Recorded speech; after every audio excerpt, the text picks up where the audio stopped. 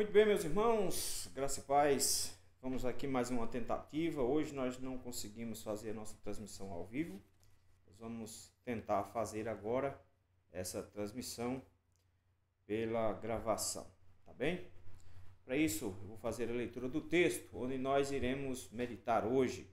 Texto de Atos capítulo 4, versículos de 1 a 12, nos diz assim: Falavam eles ainda ao povo, quando sobrevieram os sacerdotes, o capitão do templo e os saduceus, ressentidos por ensinarem eles o povo e anunciarem em Jesus a ressurreição dentre os mortos.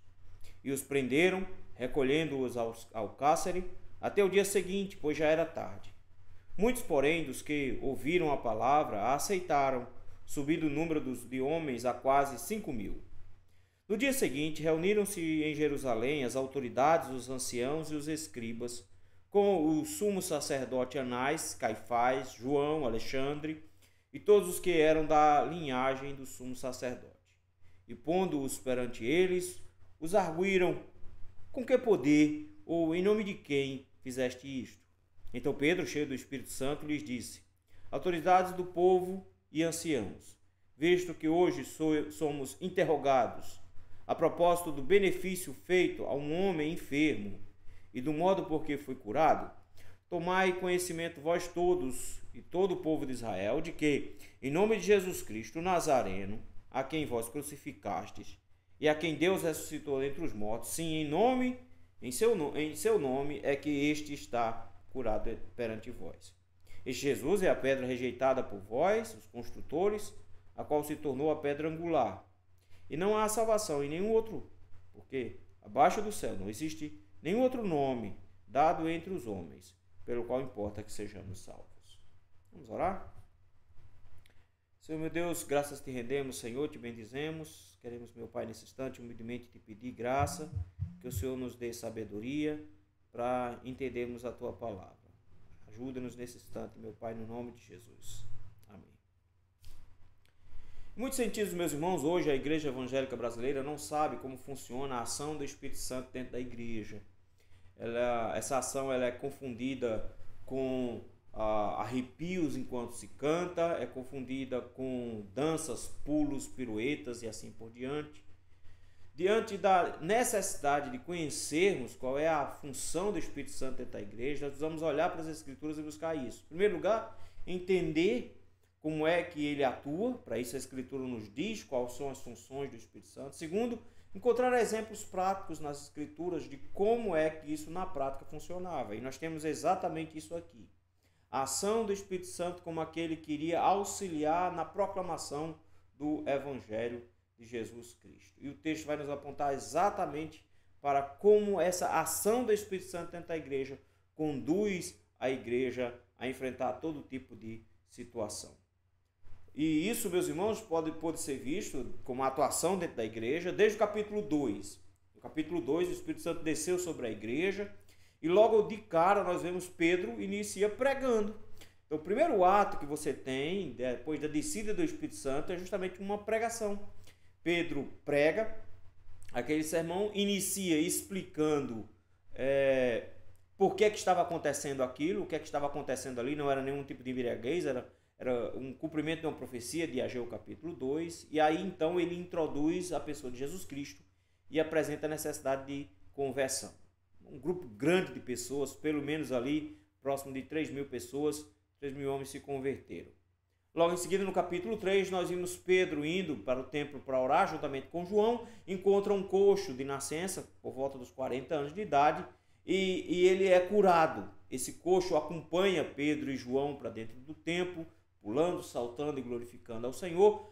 A multidão se organiza, se ajunta ali para ouvir o que estava acontecendo.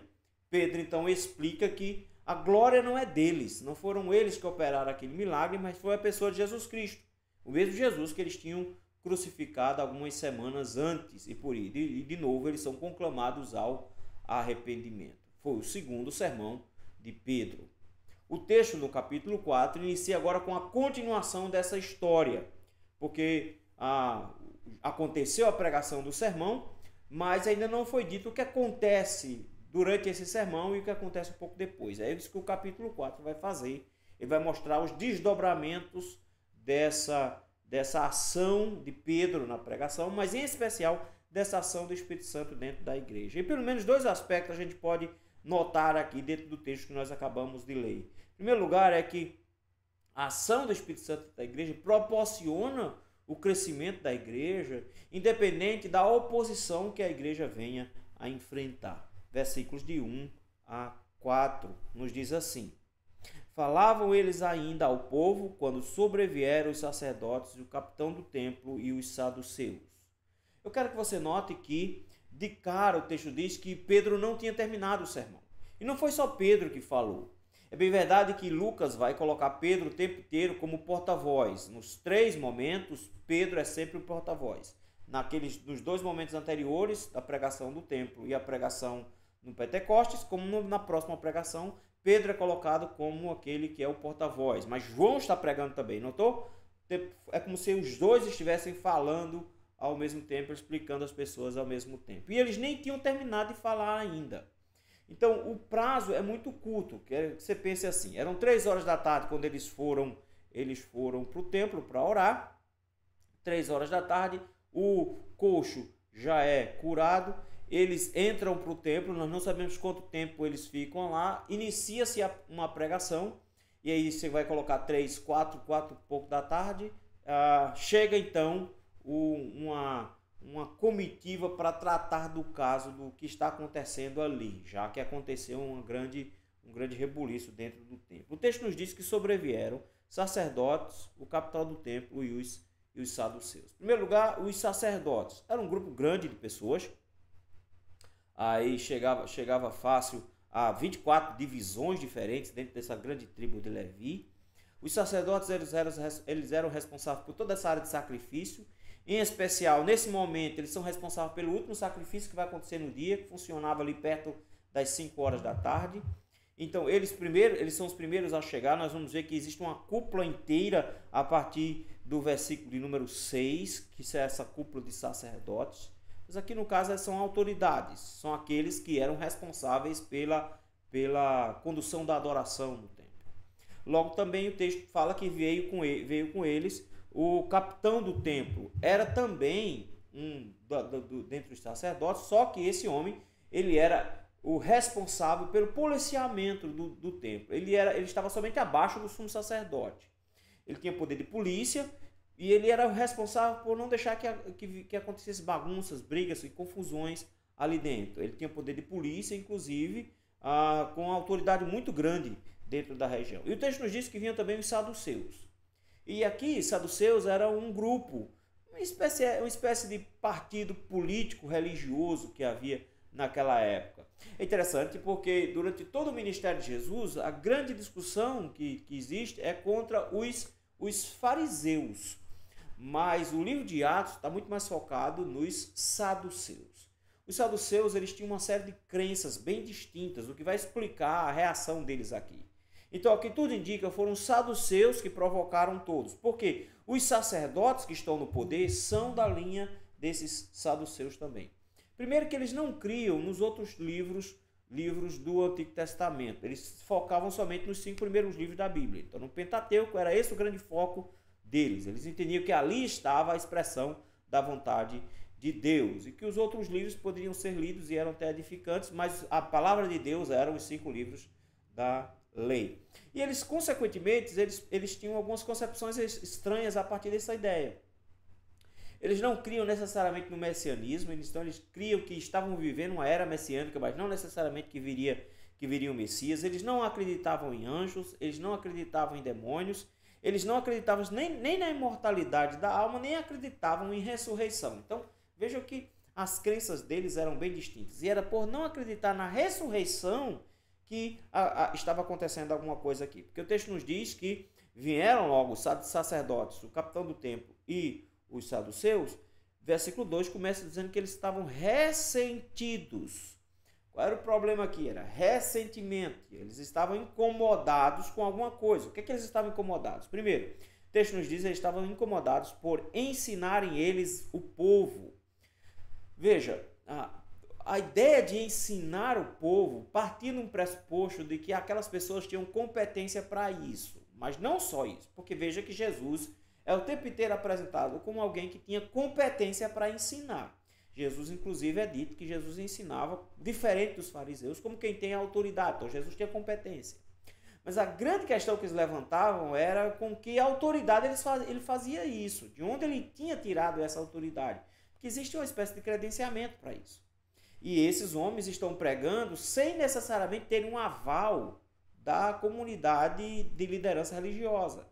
Então, a primeira coisa que eles estão incomodados é com o fato deles estarem pregando para o povo se eles não têm necessariamente uma autorização para pregar. Segundo problema que eles estão vendo, e esse é o principal, anunciarem em Jesus a ressurreição dentre os mortos. Então, o grande problema deles era, eles estavam ouvindo uma pregação sobre ressurreição. E isso era completamente contrário à doutrina que eles pregavam naquela época, que os saduceus pregavam naquela época. Notem que você vai ter outros movimentos que vão trazer confusão, algum tipo de bagunça dentro do templo, como por exemplo foi o caso do Pentecostes. Você vai ter ali uma certa confusão, mas devido ter sido uma festa, você não tem uma intervenção policial, como é o caso aqui, que senão a confusão ia se tornar ainda maior. Mas agora não.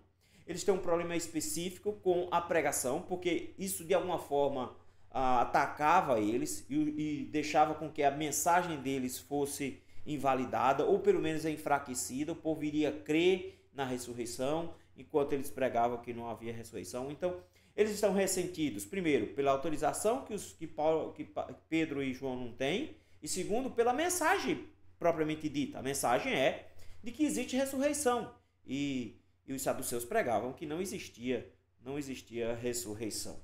E por isso mesmo o texto nos diz que eles são levados para a prisão no versículo número 3. O texto diz que eles foram recolhidos ao cárcere. O capitão do templo tinha autoridade para isso, e para isso ele possuía soldados à sua disposição. Ele podia prender essas pessoas para evitar tumultos e coisas desse tipo. Você vai ver grandes tumultos mais à frente. O capitão do templo ele vai aparecer em vários momentos no livro de Atos. E lá no final você vai ter tumultos enormes, como quando Paulo foi preso, por exemplo. Foi um tumulto enorme dentro do templo, deu muito trabalho. Então, ele tinha poder de polícia, então por isso ele prendeu. Mas por que ele prendeu e levou para o cárcere? Porque ele podia ter prendido e tentado resolver logo. Mas, ao que tudo indica, que já estava tarde. O templo era fechado a partir das 5 horas da tarde, porque era assim que acontecia o sacrifício, depois do sacrifício, o templo era fechado, as pessoas iam embora. Os próprios sacerdotes fechavam. Então não havia mais tempo hábil para resolver nada. Para nós, hoje, meia-noite é cedo, mas naquela época não existia iluminação, não existia energia elétrica, então as coisas tinham que ser resolvidas ainda com a luz do sol. 5 horas da tarde se encerrava o expediente, todo mundo ia para casa e o templo era fechado. Não havia mais tempo para uma convocação, nem necessidade necessariamente para fazer isso. Então eles foram guardados no cárcere aquela noite, até o dia seguinte, o texto diz, porque já era tarde. Nós sabemos então que Pedro e João foram presos. Nós não sabemos se o aleijado foi também. Porque a partir do versículo de número 8, nós vamos descobrir que o aleijado estava ali também.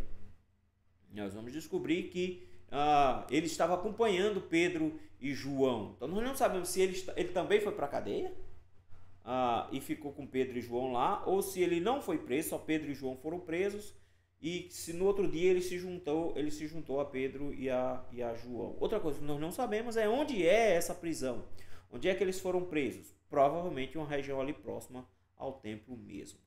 Eu quero que você note que eles nem começaram a pregar direito. É o segundo sermão que Pedro pregou, e você já tem o início de uma perseguição. E o motivo da perseguição é praticamente o mesmo lá de trás, que foi contra Jesus. Contra Jesus era ressentimento mesmo. E eles dele ter uma mensagem que contrariava a mensagem dos fariseus e que não se rebaixava a autoridade deles. A mesma coisa está acontecendo aqui. Nós temos um ressentimento pela autoridade que não está debaixo da autoridade dos saduceus, que era o maior partido político do templo, e sim um lugar por uma pregação diferente deles. Eles estavam pregando a ressurreição, quando na verdade os saduceus pregavam uma coisa diferente.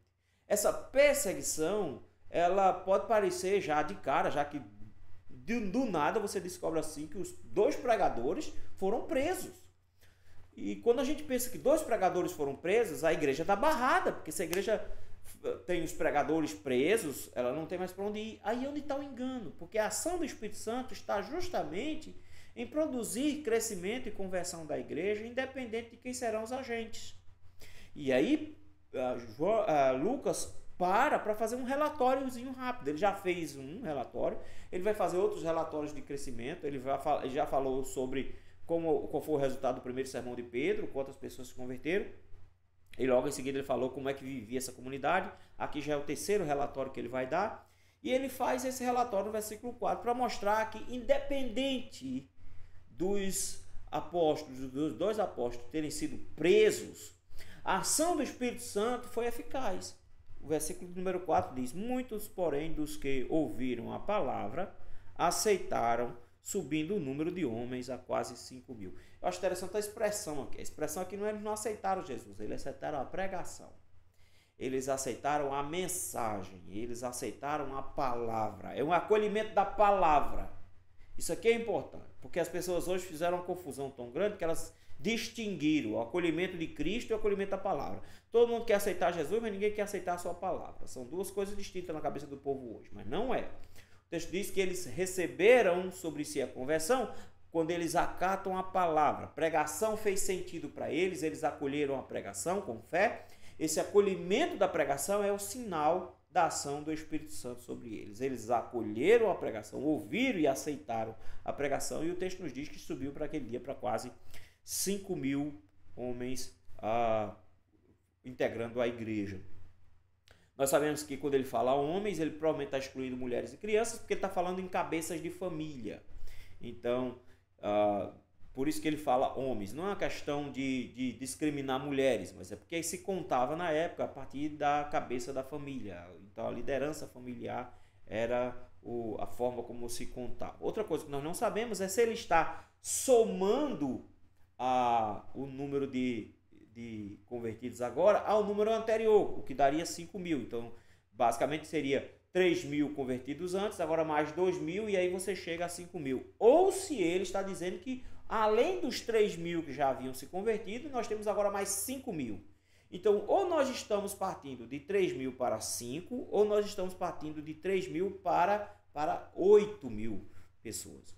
A igreja de Cristo vai crescer muito aqui no livro de Atos. Há uma previsão de que quando Estevão for morto, martirizado, a igreja já tem por volta de 20.000 pessoas como membros. Então, era muita gente já. Era muita gente. Então, notem que a ação do Espírito Santo, ela independe dos pregadores em si. Eles pregam a mensagem, mas ele vai atuando ao mesmo tempo.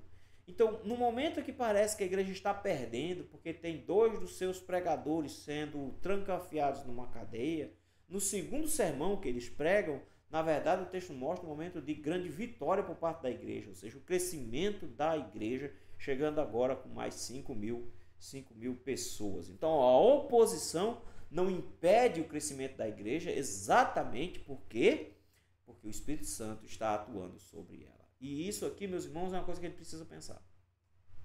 Porque às vezes nós, por causa da maneira, da época que nós vivemos, nós pensamos que a oposição seria um entrave para a igreja. Isso iria atrapalhar o crescimento da igreja. O texto diz exatamente o contrário. Que a oposição nunca atrapalhou o crescimento da igreja. Que a igreja cresce independente de oposição ou não. Porque a ação do Espírito Santo faz com que essa igreja cresça, mesmo em meio à oposição. Então, o Espírito Santo atua na igreja, garantindo o crescimento mesmo quando a igreja está enfrentando a oposição. Mas o segundo aspecto que o texto nos mostra também é que o Espírito Santo atua dentro da igreja, dando ousadia aos pregadores, mesmo em meio à pressão. Versículos de 5 a 12. O texto diz que no dia seguinte, ao que tudo indica pela manhã, o templo já abria cedo, mas aí por volta das 9 horas da manhã. O texto diz que no dia seguinte reuniram-se em Jerusalém as autoridades. Era fácil de reunir porque todo mundo morava lá e a cidade não era tão grande assim. Então era fácil de reunir. O texto nos diz que foram reunidas as autoridades, os anciãos e os escribas junto com os sumos sacerdotes. No versículo 6. O que é que está se reunindo aqui? O sinédrio. O Sinédrio era um corpo de liderança formado por 72 pessoas. Basicamente, você tinha 70 anciãos, que foi uma norma estabelecida lá no livro de Números. Foi o próprio Moisés que organizou, lembra? Quando eles foram subir o monte, o texto nos diz que deveria subir Moisés, Arão, Nadab e Abiú e os 70 anciãos. Então, esses 70 anciãos eram a liderança de famílias, grandes famílias da região, que formavam esse conselho.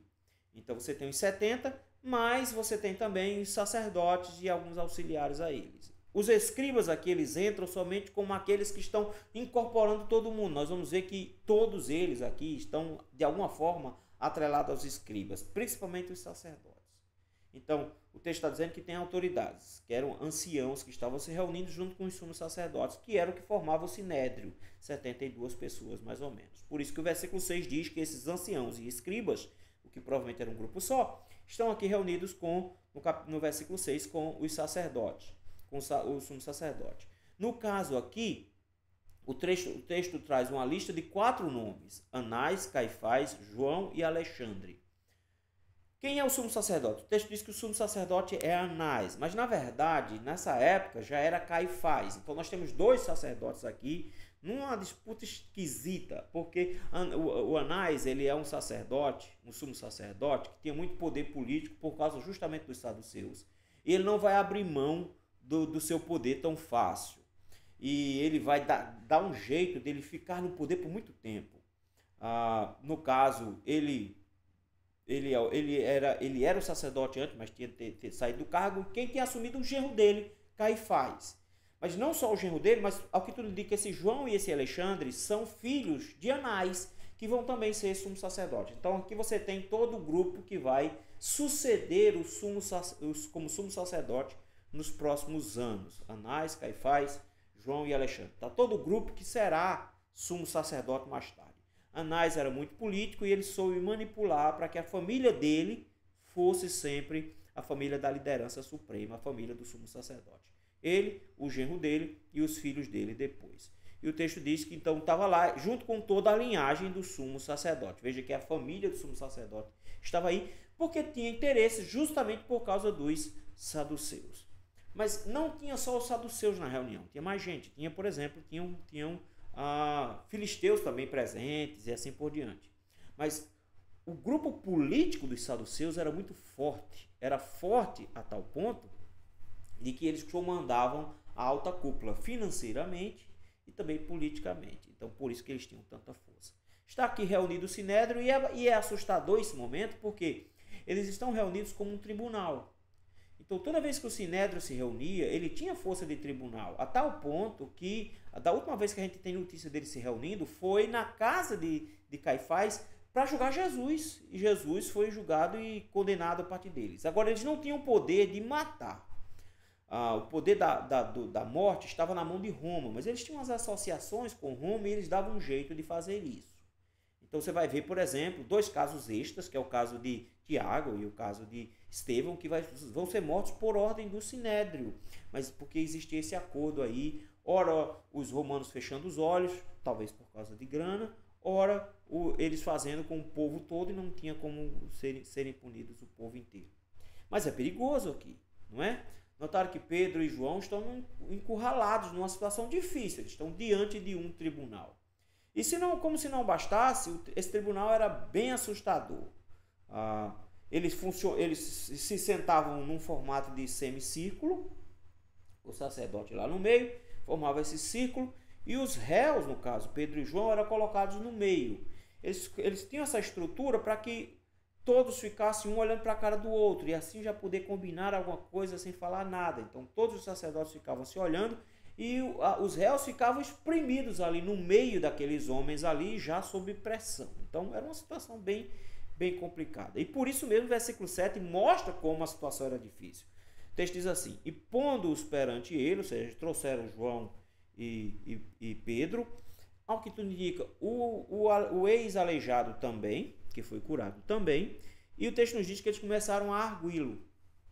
Ou seja, a ideia é de que está havendo um inquérito mesmo. Está havendo um inquérito. Então, você está tendo um julgamento, literalmente um julgamento. E a pergunta tem dois aspectos. Primeiro, com que poder? Segundo, em nome de quem fizeste isso? Esse era o problema? Não, esse não era o problema. Se você pensar bem, o problema está lá no versículo 2. Era Pedro e João não terem autoridade e eles estarem pregando sobre a ressurreição. Mas por que eles não perguntam aqui sobre a ressurreição? Porque senão iria gerar uma confusão tão grande, mas tão grande, porque o partido dos fariseus cria na ressurreição. É tanto que Paulo vai se aproveitar disso. Quando Paulo for preso lá, depois, mais tarde, no finalzinho do livro, Paulo vai se aproveitar disso. Vão dar a oportunidade de Paulo falar e foi o grande erro deles. Quando Paulo vai falar, Paulo diz, eu estou sendo preso porque eu prego sobre a ressurreição e os saduceus não gostam. E aí os fariseus se levantaram e foi uma confusão, deu uma briga grande entre fariseu e saduceu lá com Paulo. Então Paulo causou uma confusão grande por causa disso. Estão tentando evitar isso aqui. Estão tentando evitar essa confusão. Por isso o foco deles é, em primeiro lugar, com que poder? De onde veio o poder para isso? E em nome de quem? Eles já sabiam, porque eles já tinham ouvido. Eles não foram atrás de Pedro e de Paulo para aprender por nada. Eles já sabiam, eles já tinham ouvido tudo isso aqui. Mas eles queriam ouvir de Pedro e de Paulo uma forma de Pedro e João, uma forma de pressioná-los. Então vejam como isso aqui é de um peso muito grande. Você tem toda a autoridade religiosa de Israel, todos os grandes nomes de Israel, reunidos num tribunal, chegando para Pedro e para João e perguntando, com que autoridade vocês estão fazendo isso? Em nome de quem vocês estão fazendo esse tipo de milagre? Vejam que o que eles querem, na verdade, é incriminar Pedro e João, do jeito que eles fizeram com Jesus lá atrás, eles querem se livrar de Pedro e João o mais rápido possível. Mas tem um grande diferencial a partir do versículo número 8. O versículo número 8 diz que Pedro, cheio do Espírito Santo. Isso aqui é importante porque nós não negamos a necessidade de ser cheio do Espírito Santo. Nós temos o Espírito Santo, mas enchimento do Espírito Santo é o que mais você vai ver aqui no livro de Atos. Então, a busca pelo enchimento do Espírito Santo, o próprio apóstolo Paulo falou da importância disso, enchei-vos do Espírito Santo. Então, o que aconteceu aqui? Pedro foi cheio do Espírito Santo. E por que era necessário ele ser cheio do Espírito Santo? Pela situação, a circunstância que ele estava para enfrentar. E o que vai acontecer agora é, na verdade, um cumprimento da palavra de Jesus dada aos apóstolos, lá em Mateus capítulo 10, no versículo de número 18, 19 e 20. Diz assim, por minha causa sereis levados à presença de governadores e de reis, para lhes servir de testemunho a eles e aos gentios. E quando vos entregarem, não cuideis em como ou que haveis de falar, porque naquela hora vos será concedido o que haveis de dizer, visto que não sois vós os que falais, mas o Espírito do vosso Pai é quem fala em vós. É esse o ponto que Lucas quer destacar aqui. O que vai acontecer aqui é, Pedro será cheio do Espírito Santo para cumprir as palavras de Jesus em Mateus capítulo 10, versículos 18, 19 e 20. Justamente para dizer, Pedro tem toda a capacidade para falar agora. É tanto que quando nós chegarmos no versículo número 13, é isso que vai assustar. Pedro fala com intrepidez, mas eles dizem, como ele pode falar com tanta intrepidez se eles são iletrados e incultos? Então note, Pedro não tem capacidade em si, mas o que vai acontecer aqui é que o Espírito Santo vai atuar. E é fantástico a forma como o Espírito Santo atua aqui. A atuação do Espírito Santo é que diante da pressão, da possibilidade de uma condenação por parte dos sinédrio, é natural que se ficasse com medo. Lembre-se que Pedro, algumas semanas antes, pouco mais de 30 dias, não deu nem 2 meses, Pedro estava próximo só a esse grupo, e só porque uma empregada lá, uma mulher, denunciou ele já negou a Cristo. Veja, Pedro se acovardou e ele não estava nem dentro lá do julgamento. Aqui não, Pedro é o centro do julgamento. Será que Pedro vai agir do mesmo jeito que ele agiu lá atrás, quando Jesus estava sendo julgado? Será que Pedro vai se comportar do mesmo jeito com o seu julgamento, na forma como ele se comportou quando Jesus estava sendo julgado? A resposta é não. Pedro está cheio do Espírito Santo. E é fantástico, porque pelo menos em 2 momentos aqui, Pedro vai reverter o argumento deles. E é isso que Pedro faz logo de cara no versículo de número 8, finalzinho do versículo 8, versículo 9. Ele começa com a expressão autoridades do povo e anciãos. isso aqui era o grande ponto aqui. Os anciãos eram os 70 e as autoridades eram os sacerdotes, os sumos sacerdotes. Ele reconhece a autoridade deles como autoridades de Israel. Eles são administradores de tudo, da religião e depende também de Israel. Mas olha só como é que ele coloca. Ele coloca assim: visto que hoje somos interrogados, não arguidos como lá em cima no processo, mas ele diz, nós estamos sendo questionados somente. Interrogados. Mas sobre o que nós estamos sendo interrogados? A propósito do benefício feito a um homem enfermo. Ele reverte. Porque eles perguntaram lá em cima, com que poder vocês fizeram, em nome de quem vocês fizeram? Pedro diz, se eu entendi bem, o que vocês estão querendo saber é o que aconteceu aqui. Vocês estão me querendo perguntar sobre como é que nós fizemos o bem a alguém. Com essa palavra de Pedro, Pedro desmancha toda a pressão que eles tinham colocado sobre Pedro e João e devolve a pressão para eles. Porque vejam, quem é que está sendo julgado agora? Não é mais Pedro e João que está sendo julgado. Com essa palavra de Pedro e João, quem está sendo julgado são eles. Eles é que estão querendo criminalizar o bem. O que Pedro e João fizeram? Curaram um paralítico. Isso é uma coisa boa. Peraí, vocês estão querendo nos processar porque nós estamos fazendo bem? Como é que esse grupo político iria dar satisfação para o povo depois? Estão condenando alguém porque alguém curou um aleijado que estava 40 anos aqui no chão? Vejam, Pedro reverteu a situação. Agora quem está sendo julgado não é mais Pedro e João. Só com essa palavra, reverteu de um jeito que agora quem está sendo julgado são eles.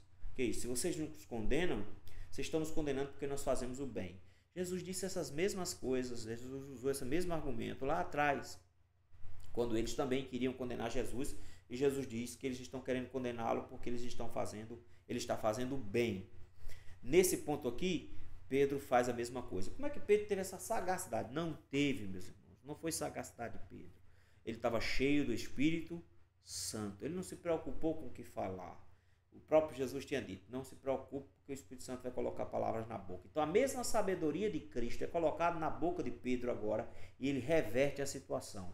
Agora quem está na berlinda não é mais Pedro e João. Quem está na berlinda agora são os saduceus juntamente com todo o sinédrio. Olha só, somos interrogados a propósito do benefício feito a um homem enfermo e do modo por que foi curado ou salvo. Vocês querem saber como é que funcionou isso, né? Só isso que vocês querem saber. Quando Pedro coloca assim, ele diz, vocês têm que reconhecer que ele foi curado, que ele foi salvo. Essa é a expressão. Porque eles não podem negar o que aconteceu. Porque o milagre foi muito claro, muito patente, está nos olhos dele. Eles viram, olha, já está ali. Inclusive, Pedro vai apontar para ele. Ele está ali, vocês podem vê-lo. Ele não está escondido, não foi um truque. O cara está há 40 anos aqui. Se for um truque mais bem montado que da história. 40 anos o cara aleijado num canto, do nada o cara se levantou. Então ele diz, vocês são obrigados a reconhecer que houve um milagre aqui.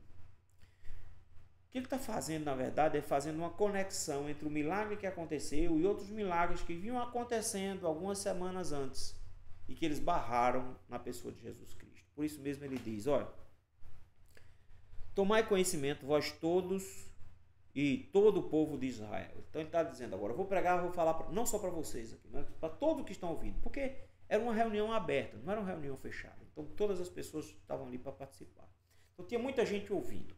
Nesse momento não existe mais pressão sobre Pedro e João, a pressão está toda sobre eles. Pedro diz, então eu vou explicar para vocês o que está acontecendo aqui. E o que está acontecendo, o texto diz assim, tomai conhecimento vós todo o povo de Israel, de que em nome de Jesus Cristo o Nazareno. A resposta da pergunta lá é, em nome de quem? A resposta de Pedro é, em nome de Jesus Cristo Nazareno. 3 expressões. Jesus, nome de que ele era conhecido, então eles lembravam. Fazia nem 2 meses que eles tinham condenado Jesus à morte, então eles lembravam do nome de Jesus. Mas Pedro faz questão de dizer que ele é o Messias. Jesus, o Cristo. Jesus, o Messias. Pedro está dizendo, eu estou proclamando o Jesus Messias. Jesus, que é o Messias, para que não haja confusão, aquele lá de Nazaré que vocês mataram, foi ele, foi em nome dele. com a autoridade dele, com o poder dele, que esse homem acabou de ser curado. Então, ele está dizendo, todo crédito pelo que aconteceu foi de Jesus. Foi isso que aconteceu. Só que olha o que é que Pedro faz. Em nome de Jesus Cristo Nazareno, a quem vós crucificaste e a quem Deus ressuscitou dentre os mortos. É esse o ponto aqui que Pedro quer atacar. Pedro diz, vocês se lembram de um Jesus Cristo, Jesus de Nazaré, que fazia milagres e operava sinais, maravilhas, do jeito que vocês estão vendo agora. Vocês mataram esse Jesus faz pouco mais de 50 dias. Foi no nome desse Jesus que vocês mataram que esse aleijado agora está de pé. Em outras palavras, vocês estão vendo uma continuação do trabalho desse Jesus que vocês mataram. Vocês mataram ele lá atrás, vocês estão vendo uma continuação. Esse milagre que aconteceu agora é uma continuação do que Jesus fez lá atrás. Mas mais assustador é, vocês crucificaram e é quem Deus ressuscitou dentre os mortos. Sim, em seu nome é que está curado perante vós.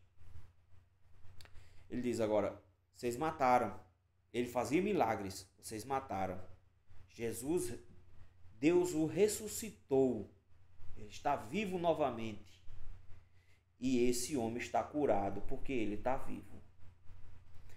A cura desse homem, desse paralítico, na verdade é uma prova da ressurreição de Jesus. Mesmo que ele não tenha visto. Então ele está dizendo, o ministério dele continua. Porque vocês tentaram impedir o ministério dele. Mas Deus não permitiu que o ministério dele fosse encerrado. Pelo contrário, ele foi ressuscitado e o ministério dele continua, de forma que ele ainda está fazendo milagres como antes. Agora ele fez esse milagre de curar esse homem aqui. Então quem curou foi Jesus. O Jesus que está vivo. Pedro está sendo uma testemunha de um Cristo ressurreto e poderoso, que é exatamente a função do Espírito Santo. Pedro tem ousadia para dizer que Jesus foi quem curou esse homem porque ele está ressuscitado. E ainda mais, ele acusa os presentes. Aquele mesmo sinédrio ali, gente, foi o sinédrio que condenou Jesus. Foi o mesmo. Os mesmos homens, eles dizem, foi vocês que mataram Jesus. Foi vocês que mataram Jesus. Só que vocês estão contra Deus, porque Deus desfez o que vocês fizeram. Note, o sinédrio de Israel tinha tomado uma ação contrária à vontade de Deus. E Deus desmanchou o que eles fizeram. Então, logo, de cara, eles estão em maus lençóis. Pedro está dizendo, o que vocês têm aqui é uma prova de uma continuidade do ministério de Jesus, que vocês mataram, mas que Deus ressuscitou. E a prova de que o ministério dele continua, que ele está vivo, é que esse homem foi ressuscitado no nome dele. Foi no nome desse Jesus, Cristo, que é o Messias que vocês mataram. E agora vem a acusação propriamente dita no versículo de números 11 e 12. A acusação seguida de convite à salvação. Versículo 11 ele diz, esse Jesus é pedra rejeitada por vós, os construtores. Ele está citando o Salmo 118, versículo número 22. O próprio Jesus sacou desse texto, lá no capítulo 21 de Mateus, para dizer que se referia a ele. Que Jesus era essa pedra que os construtores iriam rejeitar. Deixa eu explicar como é que funciona essa estrutura aqui. A ideia é a seguinte. Tem uma casa que está sendo construída e existe uma necessidade de uma pedra que estivesse numa posição que funcionasse como pedra de esquina, a partir de onde a casa toda iria ser construída, a pedra central. Quem são os construtores? Os pedreiros. Os pedreiros são esses construtores, são esses que vão construir. Então eles tinham que escolher as pedras para encaixar. Pegaram essa pedra, que era a pedra perfeita, pegaram essa pedra e descartaram essa pedra, dizendo que essa pedra não servia para construir esse edifício. Mas o texto diz assim, esse Jesus é a pedra rejeitada por vós. Salmo de número 118 vai ser chamado aqui, eles lembravam exatamente o que esse salmo dizia. Pedro, inclusive, vai sacar esse texto também no capítulo 2, versículo 4 da primeira carta dele, para dizer exatamente a mesma coisa. Jesus é a pedra que os construtores rejeitaram. Jesus vai dizer que porque eles rejeitaram, eles serão destruídos por essa pedra. Mas o ponto aqui é, eles rejeitaram a pedra. Porém, o dono da obra pegou a pedra e está usando a pedra. Quem tem mais autoridade? O dono da obra, que é Deus. Ele diz: vocês, que eram aqueles responsáveis por construir a nação santa, vocês pegaram a pedra base para construir essa nação santa, rejeitaram essa pedra e colocaram de lado. Veio o dono da obra e colocou a pedra no lugar certo. Ele tem autoridade para devolver a pedra para o lugar. E ele agora está construindo o seu edifício a partir dessa pedra, porque ele pode fazer isso. Vocês não podem se negar a reconhecer que ele pode decidir onde é que a pedra fica. Então ele está dizendo que tem alguém que tinha mais autoridade do que o Sinédrio, que tinha desfeito o que o Sinédrio fez. O que é que o Sinédrio fez? Matou Jesus. O que é que Deus fez? Ressuscitou Jesus. Ele diz: essa pedra, Jesus é a pedra rejeitada por vós, os construtores, mas se tornou a pedra angular, a pedra principal. Deus não só colocou de volta no alicerce, Deus colocou ela como para ser a principal pedra do alicerce. E agora Pedro vai colocar o ponto máximo de salvação, que é essa ação do Espírito Santo, conduzir a pregação para a salvação. O texto diz assim: e não há salvação em nenhum outro. E agora esse ponto aqui é importantíssimo, porque ele está dizendo: vocês são os responsáveis por pregar a salvação. Vocês são os responsáveis por dizer ao povo como é que se salva. Acontece que a pregação deles era: façam bem, obedeçam os mandamentos, faça tudo certo, faça o sacrifício e você vai ser salvo. E Pedro agora diz: não, queridos, vocês não entenderam. Jesus Cristo é o ponto de salvação. Pedro está dizendo agora que o que ele prega, o problema da pregação de Pedro não era sobre a ressurreição, como eles achavam que era. O problema da pregação de Pedro, Pedro diz, é porque eu estou pregando alguém que é o único que salva. Então vocês vão ter que se submeter a ele, crer nele e esperar nele, que é o único que pode restaurar a comunhão de vocês com Deus. Não existe nenhum outro nome. Ele diz assim: não há salvação em nenhum outro. Ninguém pode salvar, porque debaixo do céu, ou seja, no mundo todo, não existe nenhum outro nome, não existe nenhuma outra pessoa entre os homens pelo qual importa que sejamos salvos. Não é só uma possibilidade de salvação, mas a certeza de salvação. Não existe ninguém que pode salvar. Só Jesus pode salvar. Eles achavam que existia o caminho da obediência. Não existe, só Jesus pode salvar. Então, Jesus que vocês mataram é o único que pode salvar. Já imaginou você ter sido responsável por matar alguém e de repente ouvir que a única pessoa que pode agora te salvar é essa pessoa que você matou? É essa a condição deles aqui. Ele está dizendo: vocês mataram. Que ousadia de Pedro, não é? Que ousadia de Pedro. Pedro reverteu a situação.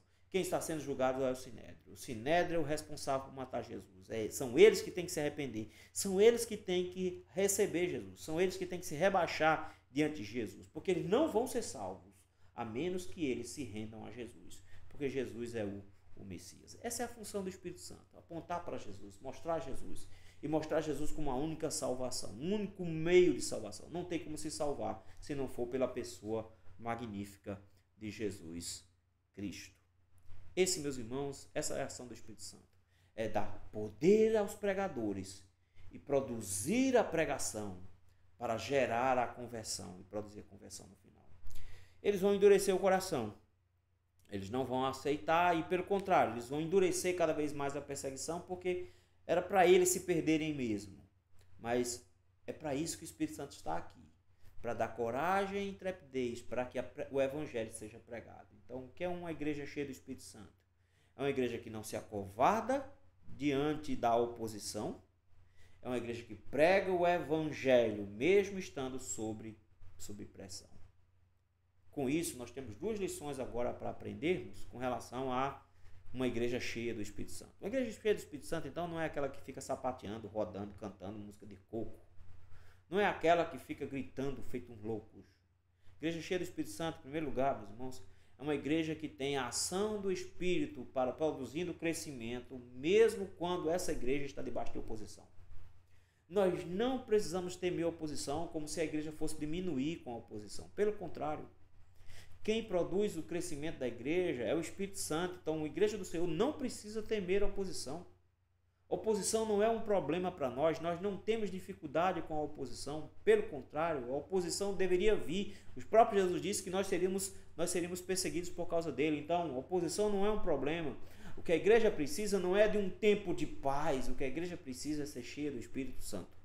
Porque quando a igreja é cheia do Espírito Santo, independente de quais sejam as condições exteriores, ela vai continuar produzindo o evangelho, pregando o evangelho e vai continuar produzindo convertidos. O Senhor vai continuar produzindo conversões. O que nos leva a uma segunda lição aqui no texto também, que não importa qual é o tamanho da pressão, a igreja se mantém pregando. Uma igreja cheia do Espírito Santo não se acovarda diante da oposição. Ah, mas vão condenar a gente, vão mandar a gente, vão botar para a cadeia. Pedro e João já foram aqui. Primeiro, já dormiram na cadeia uma noite. E eles vão fazer isso outras vezes. Não faz a menor diferença, meus irmãos. Oposição, pressão, não faz a menor diferença. Porque uma igreja cheia do Espírito Santo, ela continua pregando. Ela continua pregando a verdade. E não a verdade adocicada, Jesus te ama. Nota o tipo de pregação. Diante de autoridades, ele é duro e incisivo, dizendo: vocês rejeitaram a Cristo, vocês estão rejeitando a Deus, vocês estão debaixo da condenação, vocês têm que rejeitar, se voltar para Cristo para serem recebidos por Ele e serem salvos. Ponto. Você tem que se render a Cristo. E ele não fica dizendo: não, mas as outras religiões têm jeito. Não, só Jesus. Nenhuma outra religião salva, nenhum outro método salva, não existe outro método para se salvar. Todos os outros estão errados, todas as religiões estão erradas. Só Jesus Cristo salva. Sem Jesus, ninguém será salvo. Ou você se rende a Cristo, você não vai ser salvo. Você é uma boa pessoa, vai para o inferno. Do mesmo jeito. Porque sem Jesus não existe pessoa boa. Precisa de Jesus para ser salvo. Mas é muito religioso, na religião dele. Não interessa, vai para o inferno. Porque no final das contas, só Jesus salva. Ou se rende a Jesus, ou não é salvo. Notem, é exclusivista. Não existe nenhum outro nome no mundo que importa que sejamos salvos, a não ser o nome de Jesus. Só dá para ser salvo pelo nome de Jesus. Ponto. Ah, mas os índiozinhos lá no meio da mata, os bichinhos são inocentes. Pelo nome de Jesus. Ou crê no nome de Jesus, ou será condenado. Só existe um jeito de ser salvo. Jesus disse: ele é o caminho. Só existe esse caminho. A igreja tem intrepidez para dizer isso. Ela não se ajusta para o mundo. Tá vendo? Não dá um jeito. E não é assim. Não. É assim. Só Jesus. Renda-se a Jesus ou você está perdido. Renda-se a Jesus ou você está perdido. Note que a concepção de uma igreja cheia do Espírito Santo é bem diferente do que as pessoas pensam. Desses movimentos, de arrepios e coisas desse tipo. Pelo contrário, é uma igreja que mesmo sob pressão, prega o evangelho e continua crescendo. Porque o Espírito Santo vai produzindo esse crescimento. É uma igreja que tem ousadia, que tem intrepidez para falar a verdade, para pregar a verdade, independente dos homens que estão ao redor. Esse é o ponto que o texto nos apresenta. É isso que a gente precisa aprender aqui. Que sejamos, pois, uma igreja cheia do Espírito Santo. Vamos orar? Senhor, muito obrigado, meu Pai, por este momento. Obrigado pela Tua palavra, Senhor. Agora, meu Pai, coloque em nosso coração a verdade do Teu Evangelho. Enche-nos com o Teu Espírito Santo, Senhor. Nos faz transbordar da Tua palavra.